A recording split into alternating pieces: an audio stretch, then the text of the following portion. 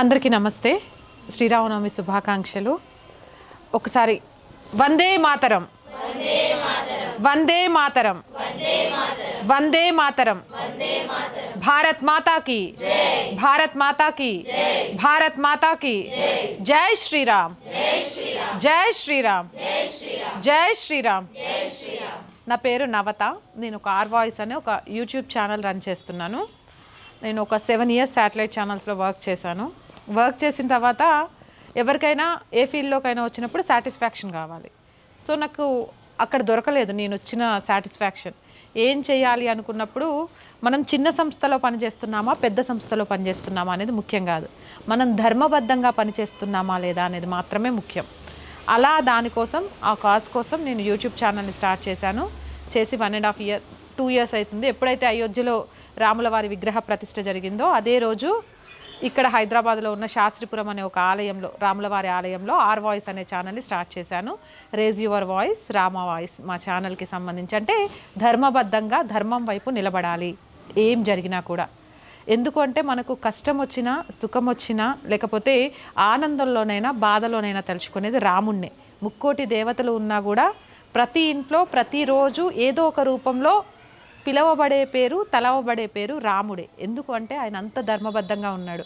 ఇంకా తెల్లారితే చాలు ఒక పెద్ద రాజ్యానికి రాజు అయిపోతాడు, అన్ని సపర్యాలు అందుకుంటాడు, కూర్చొని రాజ్యంలో రాజుగా వెలుగొందుతాడు అన్న టైంలో లేదు లేదు నీకు ఈ సుఖాలన్నీ కాదు, నువ్వు 14 ఏళ్ళు అడవులకు వెళ్ళాల్సిందే, అడవుల్లో వనవాసం చేయాల్సిందే అని చెప్తే అదే ఈ రోజుల్లో నిజంగా చెప్తున్నా, నేను కూడా అలా వచ్చిన అమ్మాయినే.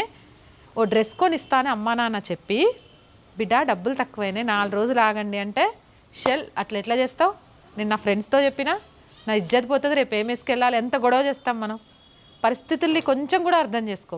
ఎందుకు మన కోసం కొనిస్తా అన్న తల్లిదండ్రులు కూడా ఒక అడుగు వెనకేస్తున్నారు, మన మీద ప్రేమ చూపించే వాళ్ళు అనరు. నాకు రేపు స్కూల్ డే ఉంది, నా ఫ్రెండ్స్ వేసుకొస్తారు, నాకు కావాలా, నువ్వెందుకు చెప్పినావని గొడవ చేస్తాం. ఒక డ్రెస్ కోసమే మనం గొడవ చేసే మనుషులం. ఆయన 14 ఏళ్ళు నువ్వు వనవాసం చేయాల్సిందే అని చెప్తే ఒక్క మాట మాట్లాడలే, రేపు పొద్దున్నే బయలుదేరి వనవాసానికి వెళ్ళిపోతా అని చెప్పాడు. అది ఈరోజు మనకు ఆదర్శంగా ఉండాల్సింది.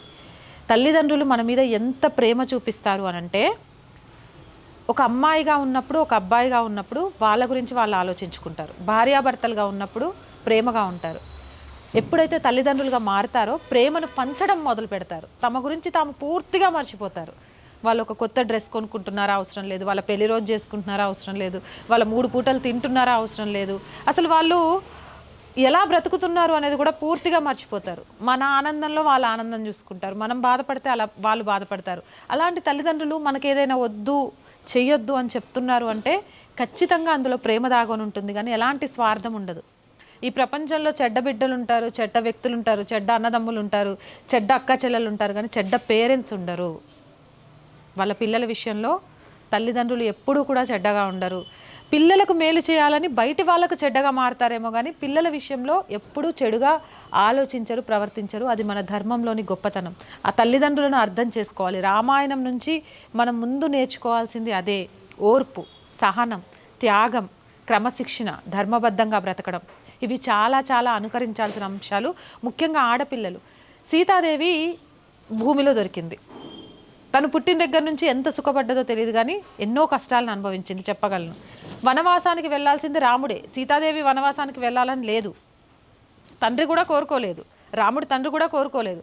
కానీ సీతమ్మ తన భర్త ఎక్కడ ఉంటే అక్కడే నాకు పరమానందం, మిమ్మల్ని వదిలేసి నేను ఇక్కడ సుఖాలను అనుభవిస్తూ ఇక్కడ నేను బ్రతకడం ఏంటి, మీతో పాటే నేనుంటాను అని చెప్పి అడవులకు వెళ్ళింది. అంటే భర్త ఎక్కడుంటే భార్యకు అక్కడే సుఖము. ఆ విషయాన్ని ప్రతి ఆడపిల్ల గమనించాలి అనే విషయాన్ని చెప్పింది. అక్కడి నుంచి వచ్చింది, అక్కడ రావణాసురుడు ఎత్తుకెళ్ళిపోయాడు. రావణాసురుడు వెళ్ళిపోయిన తర్వాత అక్కడ అనేక చిత్రహింసలు అనుభవించింది. ఆ టైంలో హనుమంతుడు వచ్చి అమ్మ వచ్చేసే నిన్ను తీసుకెళ్ళిపోతాను నేను అంటే లేదు ధర్మబద్ధంగా నన్ను ఎత్తుకొచ్చినందుకు ఈ రావణాసురుడికి గుణపాఠం చెప్పి నా భర్త మాత్రమే నన్ను తీసుకెళ్ళాలి అని చెప్పింది. ఆ తర్వాత అగ్ని పరీక్షను ఎదుర్కొంది. ఆ తర్వాత వచ్చినాక రాముడికి ఒక సంకట పరిస్థితి, ఇటు రాజ్యమా లేకపోతే అటు సతియా. ఈరోజు రాజ్యంలో ప్రజల్లో వచ్చిన అనుమానానికి నేను ఒక పులి స్టాప్ పెట్టకపోతే నా రాజ్యం గందరగోళం అవుతుంది ఆలోచించి రాజ్యమే అనుకొని భార్యను నువ్వు వదిలేసి రావాలి అని చెప్తే, నిండు శూలాలుగా గర్భవతిగా ఉండి అడవిలోకి వెళ్ళినా తన బిడ్డలకు ఎప్పుడు తన భర్త గురించి చెడుగా చెప్పదు. ఎందుకంటే తనకు తెలుసు ఇద్దరు శరీరాలు వేరైనా రెండు ఆత్మలు ఒకటే, ఆలోచించే విధానం ఒకటే, నడుచుకునే తీరు ఒకటే. అందుకే భార్యాభర్తలుగా ఎక్కువ కాలం కలిసి ఉన్నారా లేదా అనేది పక్కన పెట్టేస్తే ఏ పెళ్ళైన జంటనైనా సీతారాముల్లాగా ఉండండి అని చెప్తారు. ఎందుకంటే అది తనువులు వేరుగా మనసులు ఒకటిగా ఉన్న జంట అది. అలాంటి జంట ఈ రోజుల్లో సమాజంలో చాలా అవసరం. ఒక మేకప్ కిట్ కొనిలేదని, ఒక సినిమాకి తీసుకెళ్ళలేదని, లేకపోతే షికార్కి తీసుకెళ్ళలేదని, భర్త మీద అడిగే భార్య, ఫ్రెండ్స్తో తిరగనివ్వట్లేదని, పార్టీలకు వెళ్ళనివ్వట్లేదని, పైసలు ఖర్చు పెడుతుందని భార్య మీద కోపం చూపించే భర్త. ఈరోజు సమాజం ఎక్కడి నుంచి మారాలి అనంటే మన హైందవ ధర్మం నుంచి మారాలి. మరి హైందవ ధర్మం ఎక్కడి నుంచి వస్తుంది? ఆ సమాజంలో నుంచే పుట్టుకురావాలి. మనం నడిచే అడుగులు, మనం మాట్లాడే మాటలు, మనం వెళ్ళే ప్రదేశాలు, మనం చేసే స్నేహం కూడా ఎలా ఉండాలి అనంటే ఒక ఆంజనేయ స్వామి లాంటి ఒక భక్తుడిని, ఒక తోడును మనకి ఇవ్వగలగాలి. రాముడికి హనుమంతుడికి మధ్య గురు శిష్యుల బంధంతో పాటు ఒక చక్కటి స్నేహం కూడా ఉంది. దానికి ఉదాహరణ చెప్తా నేను. ఆయనకు ఎంత అంటే సీతమ్మాదేవి సింధూరం పెట్టుకుంటుంటే ఆంజనేయ స్వామి చూస్తాడట. చూసి, ఎందుకమ్మా నువ్వు సింధూరం పెట్టుకుంటున్నావు అని అడిగితే, నా నుదుటిన సింధూరం ఉంటే నీ రామయ్య తండ్రి చాలా ఆనందంగా ఉంటాడు, సంతోషంగా ఉంటాడు, ఎప్పుడూ నాతోనే ఉంటాడు. ఈ సింధూరం నా నుదుటిన ఉన్నంతసేపు నీ రామయ్య తండ్రి నాతోనే ఉంటాడు అని చెప్పిందట. చెప్తే, అరే చిన్న సింధూరం పెట్టుకుంటే సీతమ్మ తల్లి రామయ్య తనతోనే ఉండి సంతోషంగా ఉంటున్నాడు అనుకుంటే, చిన్న సింధూరానికి అంత పవర్ ఉంటే ఒంటి నిండా సింధూరం ఉంటే ఇంకెంత పవర్ ఉండాలి? అంటే ఇంకెప్పటికీ రాముడు నా నుంచి దూరం కాడు, నా రాముడు ఎప్పుడు సంతోషంగానే ఉంటాడని ఒంటి నిండా సింధూరం పూసుకున్నాడట. అలా మనం గురువుగా భావించే వాళ్ళ కోసం ఏ త్యాగానికైనా మనం సిద్ధంగా ఉండాలి. తల్లిదండ్రుల తర్వాత అంత గొప్ప స్థానం గురువులది.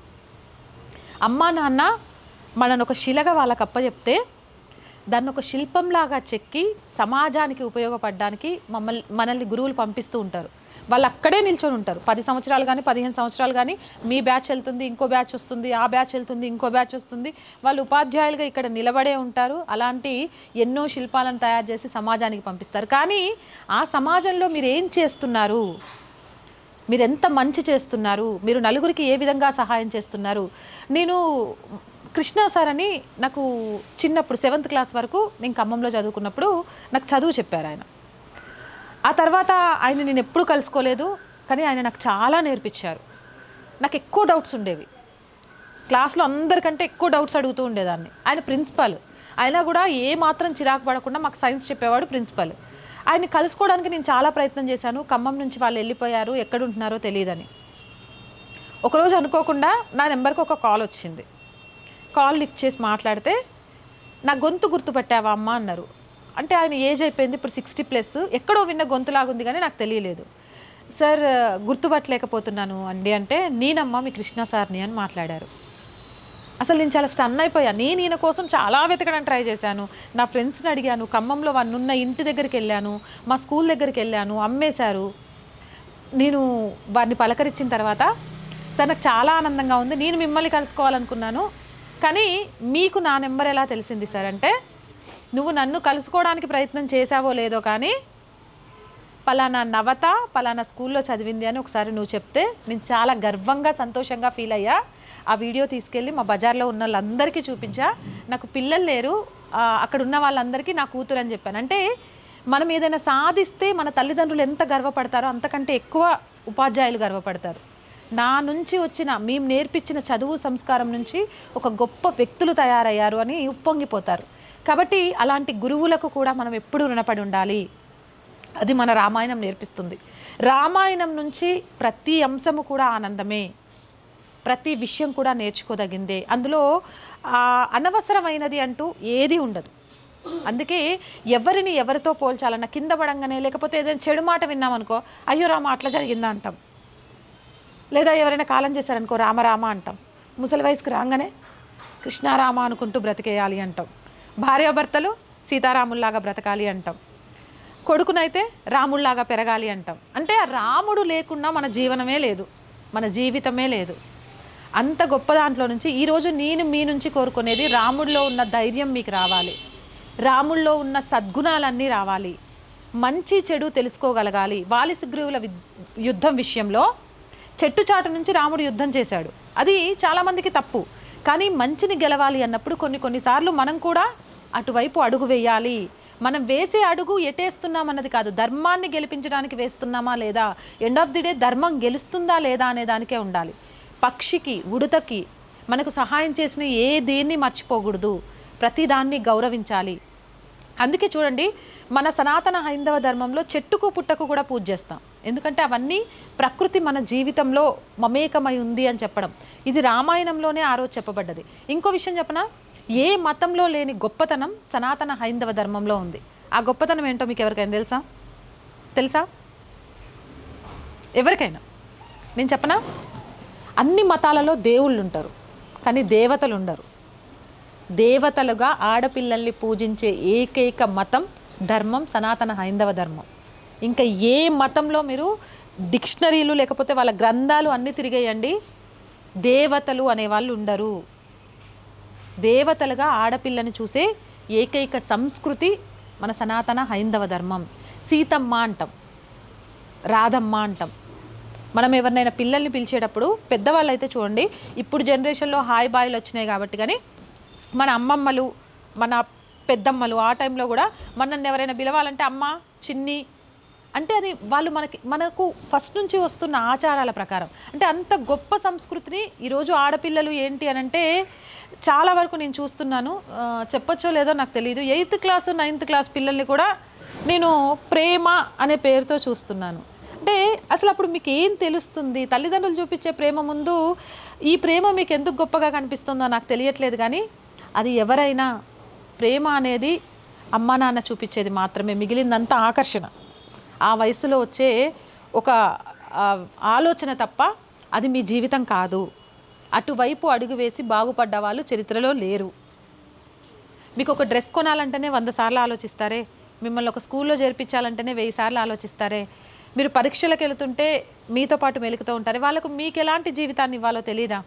తెలుస్తుంది కదా. అలాంటి తల్లిదండ్రుల మాటకు విలువిచ్చి మనకు చదువు నేర్పించిన గురువులకు మనం ఒక ఆదర్శంగా నిలుద్దామా, లేకపోతే వాళ్ళకు మనల్ని చూసి పొంగిపోయేలాగా చేద్దామా అనేది మీరు ఆలోచించుకోండి. అండ్ నెంబర్ 2, ధైర్యం. అస్సలు భయపడొద్దు. ఈరోజు దుర్గావాహిని అని చెప్పగానే అమ్మాయిని చూస్తే చాలా సంతోషం వేసింది.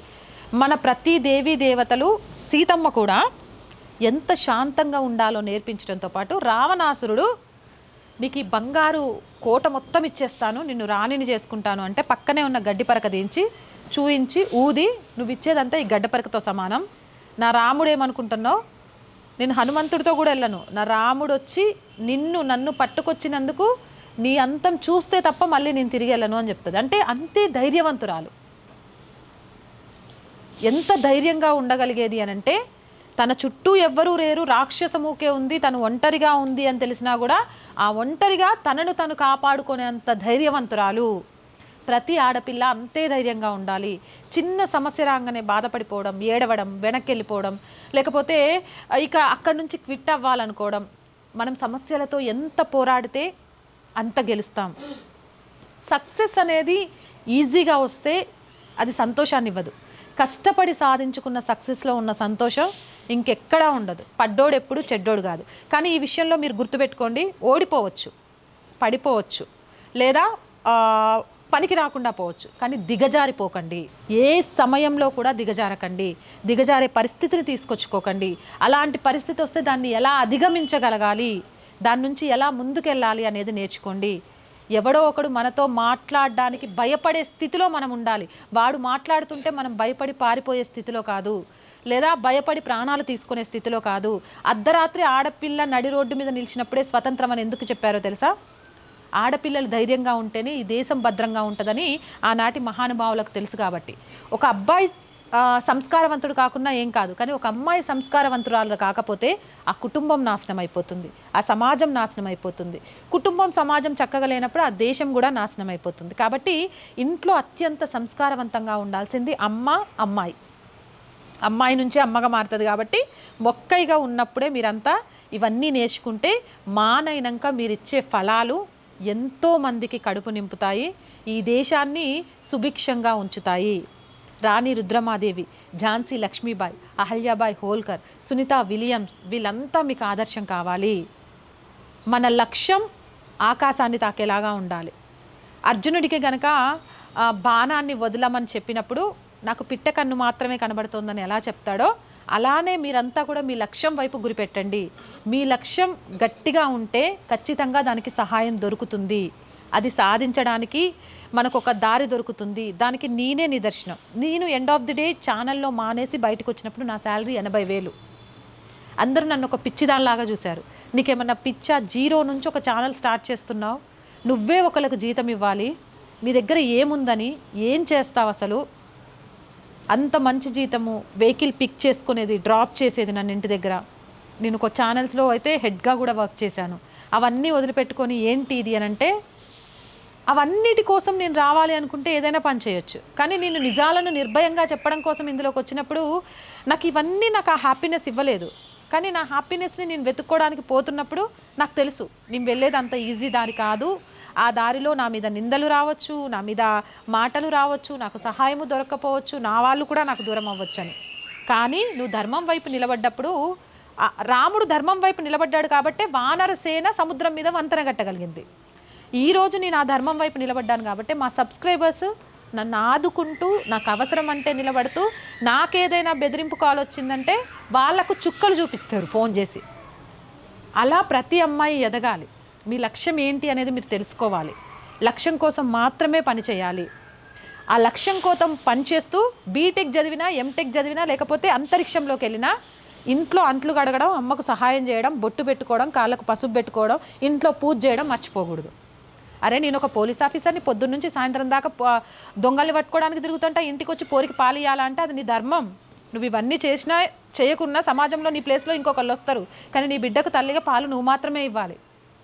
అలా తల్లిపాలు తాగి పెరిగిన బిడ్డే ఆరోగ్యంగా ఉంటుంది. కాబట్టి మగవాళ్లకు లేని ఆడవాళ్ళకున్న ఒక ప్రత్యేక గుణం, ప్రత్యేక తత్వం నేర్చుకోవాల్సింది ఇదే. మనం ఏ ఫీల్డ్లోకైనా వెళ్ళనివ్వండి, ఎంతైనా ఎదగనివ్వండి, మళ్ళీ మనం ఇంటికి వచ్చాము అంటే మనం ఒక స్త్రీ, మన ఇంటి అవసరాలు తీర్చే బాధ్యత మన మీద ఉంది, మన కుటుంబాన్ని సన్మార్గంలో పెట్టే బరువు మన మీద ఉంది. కాబట్టి అవన్నీ కూడా మనం చూసుకోవాలి. ఆ రెండింటిని బ్యాలెన్స్ చేయడం అనేది లైఫ్లో నేర్చుకోవాలి. అలా నేర్చుకున్న రోజు ఖచ్చితంగా సక్సెస్ అవుతారు. అప్పుడు మీకు వచ్చే పేరుంటుంది చూసిండ్రా, అరే నా కోడలు ఎంత పనైనా చేయని, ఆ బయట ఇంతమంది ఉండని ఇంటికి వచ్చిందంటే నాకు వండి పెడుతుంది, మేము తిన్నామా లేదా, మందులు వేసుకున్నామా లేదా అని అడుగుతుంది అని వాళ్ళు గర్వంగా ఫీల్ అయ్యి మనం అమ్మ వాళ్ళతో చెప్తారు చూసిండ్రా. అప్పుడు వాళ్ళు ఎంత ఆనందంగా ఫీల్ అవుతారు అని అంటే, నేను పెంచిన పెంపకం కరెక్ట్ అని గర్వంగా కాలు రగరేసుకుంటారు. ఆ గర్వాన్ని మన తల్లిదండ్రులకు మనం ఇవ్వాలి. మన కోసం జీవితం మొత్తం త్యాగం చేసిన వాళ్ళకు మనం ఇవ్వగలిగింది అదొక్కటే, ఆత్మతృప్తి. ఆత్మతృప్తి ఎప్పుడు అంటే మన వల్ల మాత్రమే సాధ్యమవుతుంది. అండ్ ఎగ్జామ్స్, ఫెయిల్యూర్స్, పాస్ ఇవన్నీ సెకండరీ. మీరు శ్రద్ధ పెట్టి చదవండి. ఫెయిల్ అవుతాం, పాస్ అవుతాం, అది మన చేతుల్లో ఉండదు. ఒక్కోసారి దిద్దేవాడు మూడు బాగాలేకపోయినా అది మన మీదే ప్రభావం పడుతుంది. కాబట్టి ఫెయిల్ అయినంత మాత్రాన ఓడిపోయినట్టు, మార్కులు వచ్చినంత మాత్రాన మనం సక్సెస్ అయినట్టు కాదు. ప్రతి మనిషిలో ఒక ప్రతిభ ఉంటుంది. చదువు అనేది మనకు జ్ఞానాన్ని నేర్పించడానికే, కానీ అంతకు మించి చదువుతోనే జీవితం అనే ఒక భావన అయితే వదిలేయండి. మీరు ఇంకా ఏం చేయాలనుకుంటున్నారు భవిష్యత్తులో, లేకపోతే మీరు ఏం సాధించాలనుకుంటున్నారు, మీ కలలకు తగ్గట్టుగా కూడా మీ జీవితాన్ని మలుచుకోండి. అన్నిటికంటే ఫైనల్గా నేను చెప్పాలి అనుకుంటుంది ఏంటి అంటే, ఇప్పుడు దుర్గావాహిని లాంటివి ఈ సమ్మర్ క్యాంప్స్ పెడతారు, ఉంటాయి కదా మీకు సమ్మర్ క్యాంప్స్ ఉంటాయి. అది 15 days 20 days క్యాంప్స్ ఉంటాయి. ఆ క్యాంప్స్లో జాయిన్ అవ్వండి. కర్రసాము, కత్తిసాము, అలాగే మన వేదాల గురించి, అలాగే ఒక ఆడపిల్ల ఎలా ఉండాలి, నడవడికల గురించి చాలా బాగా నేర్పిస్తారు. నేర్చుకోండి. మనం ఎంత నేర్చుకున్నా, ఒక దొంగొచ్చి ఎంత దొంగులించకపోయినా పోంది మనం నేర్చుకునే విద్యే. మనం ఎంత నేర్చుకున్నా తరిగిపోదు, ఇంకా నేర్చుకోవాల్సింది ఉంటూనే ఉంటుంది. మనం ఎవరికైనా ఎంత ఇచ్చినా సరే అది తరిగిపోదు, ఇంకా పెరిగిపోతూనే ఉంటుంది. అలాంటిది ఒక జ్ఞానం, విద్య మాత్రమే. కాబట్టి ఆ రెండింటిని నేర్చుకోవడానికి అనుక్షణం అడుగులు ముందుకు వేయండి. ఖచ్చితంగా మీ అందరు సక్సెస్ అవుతారు. ఏదో ఒక రోజు నేను మీ అందరినీ కూడా ఎప్పుడో నాకు ఒక 50 సంవత్సరాల వయసు వచ్చినప్పుడు, అక్క మీరు ఆ రోజు మా స్కూల్కి వచ్చి మాట్లాడారు, నేను ఒక ఐపీఎస్ ఆఫీసర్ని అయ్యాను, ఐఏఎస్ ఆఫీసర్ని అయ్యాను, లేదా నేను ఒక మంచి రిపోర్టర్ని అయ్యాను, నేను మంచి సైంటిస్ట్ని అయ్యానని నాకు మిమ్మల్ని మీరు పరిచయం చేసుకోవాలని మనస్ఫూర్తిగా కోరుకుంటున్నా. మీకు చదువు చెప్పే గురువులకు ఆత్మతృప్తినివ్వాలని నేను కోరుకుంటున్నా. మీ తల్లిదండ్రులు మిమ్మల్ని చూసి గర్వంగా ఈ సమాజం, మీ తల్లిదండ్రులు ఫీల్ అవ్వాలని కోరుకుంటున్నా. Thank you so much sir, ఈ అవకాశం ఇచ్చినందుకు.